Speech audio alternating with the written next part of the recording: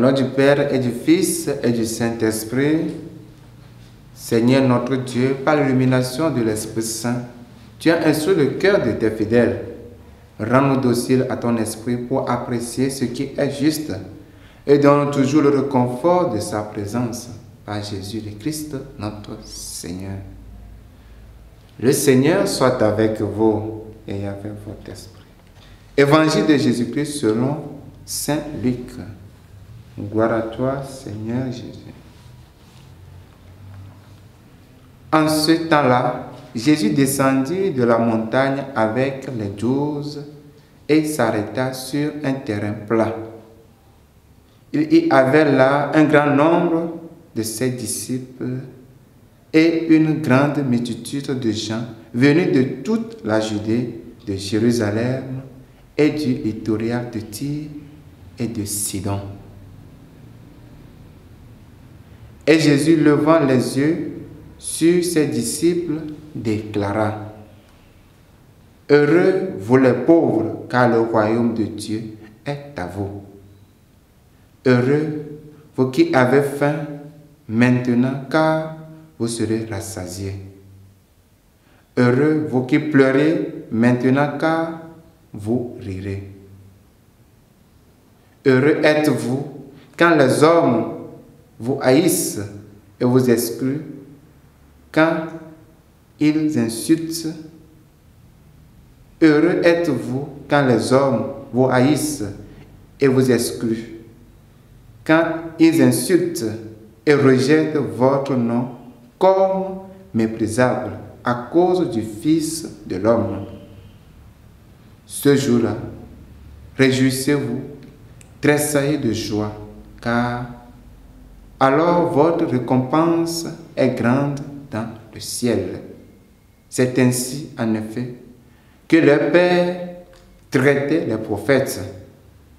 Mais quel malheur pour vous, les riches, car vous avez votre consolation.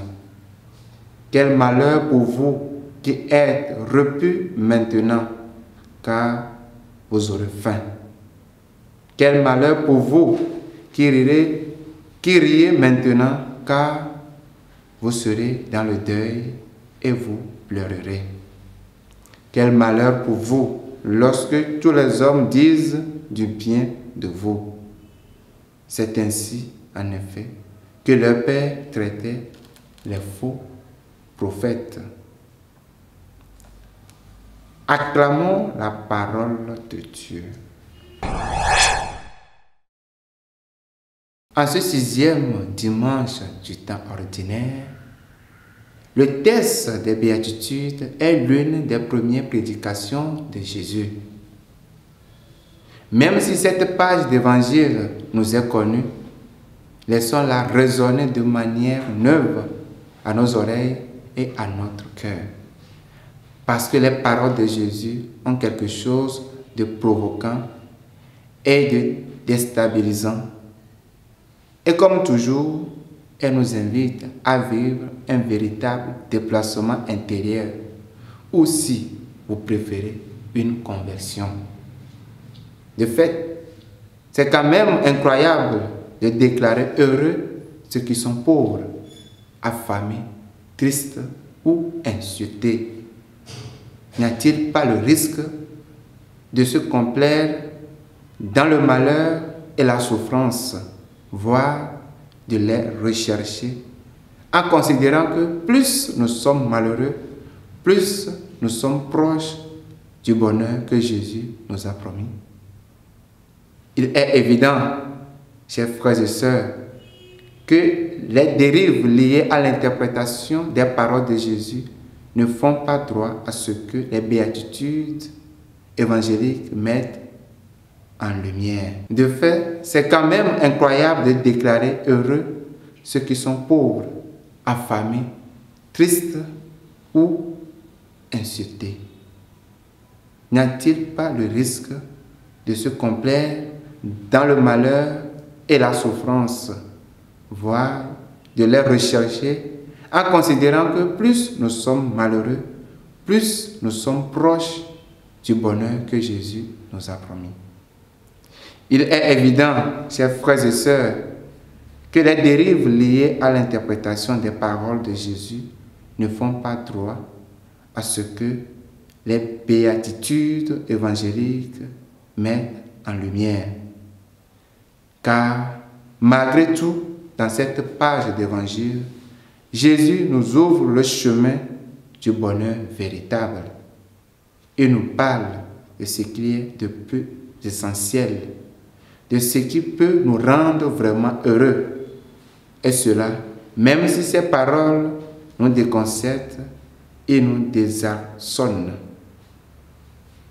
La richesse que Jésus déplore et dénonce, c'est celle qui conduit à une forme d'autosuffisance, celle qui nous laisse penser que nous ne devons rien à personne, celle qui nous ferme à Dieu et aux autres. Être pauvre à la suite et à la manière de Jésus, c'est faire le pari de la confiance. C'est reconnaître qu'il n'y a rien en nous que nous n'avons reçu. C'est tenir son cœur ouvert et disponible à Dieu et aux autres. Les béatitudes évangéliques nous parlent d'un combat de l'esprit et du cœur, d'un combat qui est amené à chacune et chacun de nous, ici et maintenant. Pour les disciples de Jésus que nous essayons d'être, ce combat consiste à choisir librement de revêtir le Christ, de nous laisser habiter et transformer par ses paroles qui sont esprit et vie, pour apprendre jour après jour, pas à pas, dans le souffle de l'esprit, à offrir l'amour sans mesure dont Dieu nous a comblés. Et cela, jusque dans l'expérience de notre pauvreté, de notre fragilité et de notre finitude. Mais, pour que notre combat puisse porter en nous et au-delà de nous-mêmes des fruits de salut et de vie, il nous faut aussi entendre l'appel de Jésus à la fraternité et au partage des biens avec celles et ceux qui n'ont rien, afin de nous constituer un trésor dans le ciel. Que le Seigneur nous donne sa grâce, qu'il fortifie nos efforts de chaque jour pour que nous soyons des bons et dignes disciples. Loué soit Jésus-Christ.